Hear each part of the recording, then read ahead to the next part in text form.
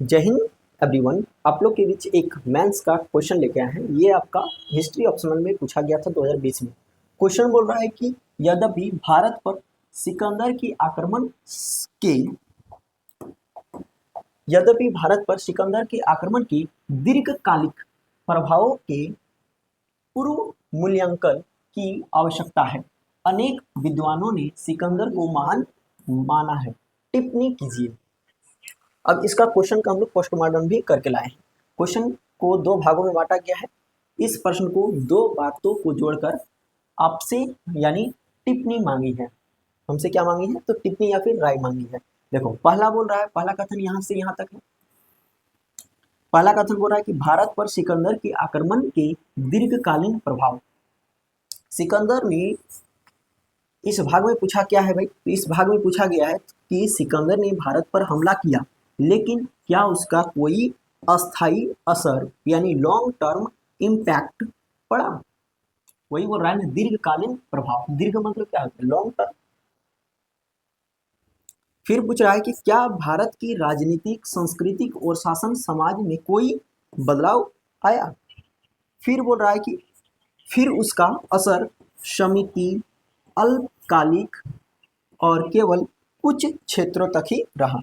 और इसको लेकर प्रश्न कहता है कि इन प्रभावों पर दोबारा सोचने यानी पुनर्लोकन, दोबारा सोचने की जरूरत है, यानी शायद अब तक हमने उसे जितना महत्वपूर्ण माना है वह उतना था नहीं।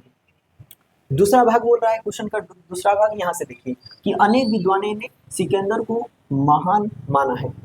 तो सिकंदर को महान माना गया है। इस भाग में कहा गया है कि कई इतिहासकारों ने सिकंदर को महान यानी अलेक्जेंडर द ग्रेट कहा है। लेकिन अब आपसे पूछा जा रहा है, क्वेश्चन पूछा जा रहा है कि क्या वह सच में महान था, और खासकर भारत के संदर्भ में क्या उसने ऐसा कुछ किया जो उसे महान बनाता है? ये क्वेश्चन का हो गया विश्लेषण। अब देखते हैं आंसर कैसे करके लिखा जाता है। पहले लिखना है थोड़ा सा इंट्रोडक्शन। इसमें अलेक्जेंडर सिकंदर के बारे में अच्छा बात बता देना है।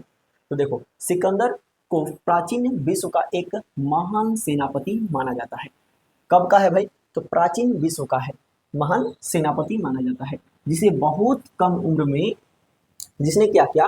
तो बहुत कम उम्र में यूनान से लेकर भारत तक विशाल विजयी अभियान चलाया। देख रहा है, पूरा यूनान से जीतते हुए आते आते भारत तक पहुंच गया है।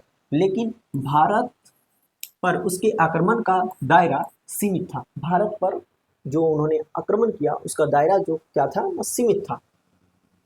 उसके लंबे समय के प्रभाव लगभग नगण्य थे, मतलब बहुत ही कम थे।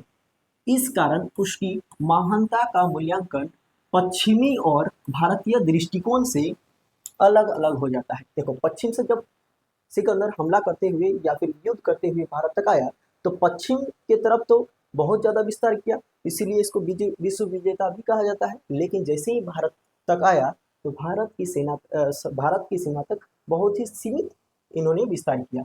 इसीलिए पश्चिम का मूल्यांकन करना और भारतीय दृष्टिकोण से मूल्यांकन करना दोनों क्या हो जाता है ना, अलग अलग हो जाता है। अब देखते हैं सिकंदर की महानता के पक्ष में तर्क।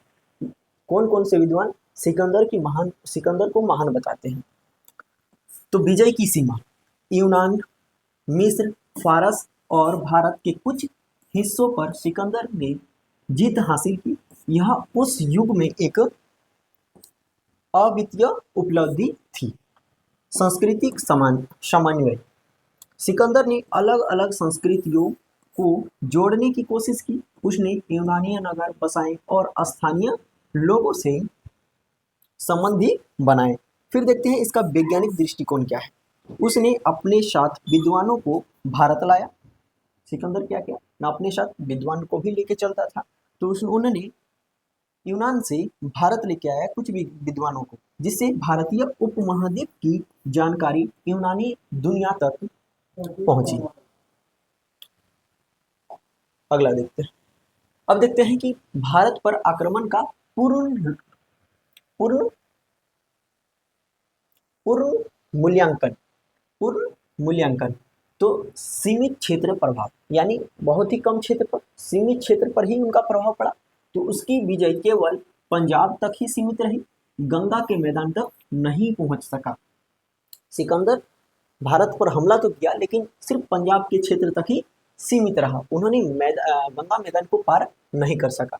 कोई अस्थायी प्रशासन नहीं था, अस्थायी प्रशासन कोई सिकंदर की सेना में नहीं था। भारत में उसने कोई अस्थायी राज्य या फिर प्रशासन की स्थापित नहीं किया था।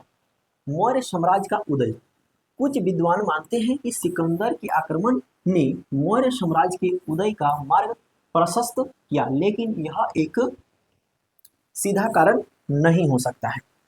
अब देखते हैं दीर्घकालिक संस्कृति का प्रभाव है कि नहीं। दीर्घकालिक संस्कृति प्रभाव नहीं। सिकंदर के जाने के बाद यूनानी प्रभाव शीघ्र ही समाप्त हो गया। इंडो ग्रीक प्रभाव के बाद आया, इंडो ग्रीक प्रभाव बाद में आया, पर वह स्वतंत्र विकास था। अब देखते हैं निष्कर्ष, कैलकुलेशन। देखो, सिकंदर को उसकी अंतर्राष्ट्रीय सैन्य विजय और दृष्टिकोण के लिए महान कहा जा सकता है। यानी अगर भी अंतर्राष्ट्र के अनुसार देखें, पूरे विश्व के अनुसार देखें, तो उस सिकंदर को महान कहा जा सकता है। लेकिन भारत में परिक्षेप में उसका आक्रमण सीमित रहा, अल्पकालिक रहा, यानी कुछ देर तक रहा, कुछ हिस्सों में रहा और अस्थायी रहा।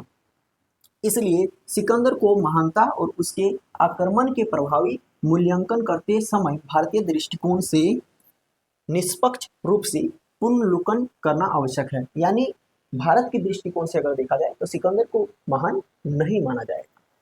इसलिए इसका क्या करना होगा, पूर्ण मूल्यांकन। पूर्ण मूल्यांकन मतलब फिर से उसके बारे में अध्ययन करना जरूरी है। चलिए मिलते हैं नेक्स्ट वीडियो में, तब तक के लिए जय हिंद।